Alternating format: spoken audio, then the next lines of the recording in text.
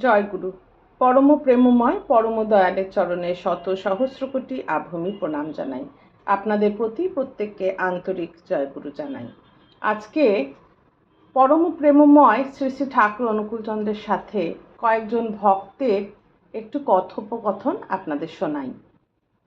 1943 সালের 21শে মে 1943 সাল, শ্রী শ্রী ঠাকুর প্রাতে মাতৃমন্দিরের পেছন দিকে একখানি বেঞ্চিতে বসে আছেন। পরম কৌতুক ভরে কয়েকটি বানরের খেলা দেখছেন। চোখে তার করুণ কোমল মমতা মাখানো দৃষ্টি। বানরগুলি যেন তার কত বড় স্নেহের ধন। আপন মনে বললেন, ওগুলো বেশ আছে, সুখে আছে। দুলালিমা বললেন, বানরগুলির পুণ্য আছে, তা না হলে আপনার কাছে থাকবার সুযোগ পাবে কেন? খুব ভাগ্য না থাকলে কারোর আপনার কাছে থাকা হয় না। শ্রী শ্রী ঠাকুর বললেন, দূরে থেকেও অনেকে আমার কাছে থাকে, আবার কাছে থেকেও অনেকে আমার থেকে দূরে থাকে। দুলালিমা, সে কেমন? প্রত্যুত্তরে শ্রী শ্রী ঠাকুর বললেন, আমার কাছে থেকে যদি কেউ টাকা করে, টাকা সুখ সুবিধা যদি তার কাছে প্রধান হয়, তাহলে কি তার আমার কাছে থাকা হয়? তার মন তো আমাতে থাকে না, মন থাকে অন্যত্র। আবার হয়তো কেউ কাজকর্মের জন্য বাইরে থাকে, কিন্তু তার মনটা যদি আমার কাছে পড়ে থাকে, তাহলে দূরে থেকেও তো তার আমার কাছে থাকা হয়। সে সব সময় ফাঁক খোঁজে কখন আমার কাছে আসবে, এবং যখনই সুযোগ পায় তখনই চলে আসে। যখন দূরে থাকে ওই স্মৃতি বুকে করেই থাকে, আমার কাছে আসার সুখ কল্পনা নিয়েই থাকে। আমার দায়িত্ব নিয়ে যদি লিপ্ত থাকে তাহলে তো কথাই নেই।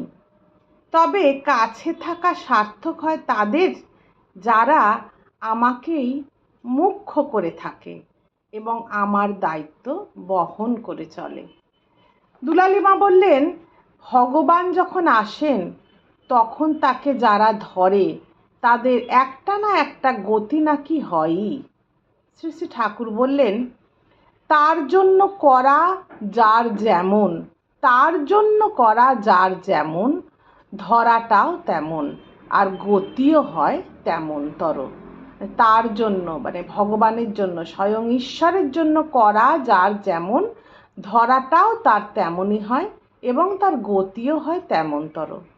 তার চাল চলন, হাব ভাব, কথাবার্তা, আচরণ, কায়দা কানুন শ্রদ্ধাবান মানুষের অন্তরে একটা ছাপ ফেলেই। ওই লোকপাবন চরিত্রের ছাপ যার চলার ভিতর যতখানি ফুটে ওঠে, সে ততখানি উন্নতির অধিকারী হয়। এক কথায়, আমার গতির ভেতর তিনি যতখানি জেগে ওঠেন, আমাদের বিশিষ্ট রকমে আমরা ততখানি সদ্গতি লাভ করি। এক কথায়, আবার বলছি, এক কথায় আমাদের গতির ভেতর তিনি মানে স্বয়ং ঈশ্বর, আমাদের গতির ভেতর তিনি যতখানি জেগে ওঠেন, আমাদের বিশিষ্ট রকমে আমরা ততখানি সদ্গতি লাভ করি। তার চরিত্রটা যতটা পারা যায় আমাদের করে ফেলা চাই, তাহলে আর ভাবনা নেই। দুলালিমা, যারা ওই রকম পারে না তাদের কি হয়? শ্রী শ্রী ঠাকুর বললেন, যারা শ্রদ্ধার সঙ্গে ধরে ও চেষ্টা করে তাদের তার ভেতর দিয়েও অনেকটা কাজ হয়। ওই ঝোঁক নিয়ে আবার আসে, আবার চেষ্টা করে, এইভাবে এগিয়ে যায়। অনেকে আছে আসরিক ভাবাপন্ন, তারা এমনি হয়তো হোমরা চোমরা, কিন্তু জীবন্ত মহাপুরুষের প্রতি কিছুতেই শ্রদ্ধা সম্পন্ন হতে পারে না। তাকে তুচ্ছ তাচ্ছিল্য ও অবজ্ঞা করে, ধরা করার ধার ধারে না। এই যে চলন, এই চলনের ফলে তাদের ভিতরে আত্মবিচার বা আত্মবিশ্লেষণ জিনিসটাই আসে না। বৃত্তির সঙ্গে লেপ্টে থাকে। বৃত্তির তাড়নায় কতগুলি কাজ করে, যার ফলে হয়তো বাইরের কিছুটা জৌলুস দেখা যায়। আবার ওই বৃত্তি তাদের ঘাড় ধরে এমন বহু অপকর্ম করায়, যার ফলে জাহান্নামের রাস্তায় সাফ হয়। তাই খেয়ালি চলনে শেষ পর্যন্ত ফায়দা হয় না। একটা পাগলা ঘোড়ার পিঠে যদি চাপো, সে এই মুহূর্তে হয়তো রাজপথ দিয়ে চলেছে, পর মুহূর্তে হয়তো তোমাকে ভাগাড়ে ঠেলে নিয়ে যাবে। বৃত্তিকে সার করে চলে যারা, তাদের কতকটা ওই রকম হয়।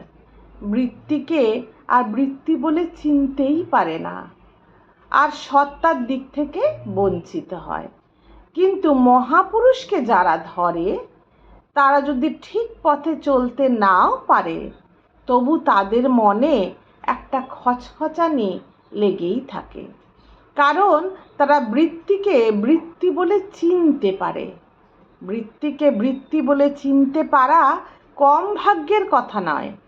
অনেক বড় বড় সাধকের ভাগ্যে তা ঘটে ওঠে না।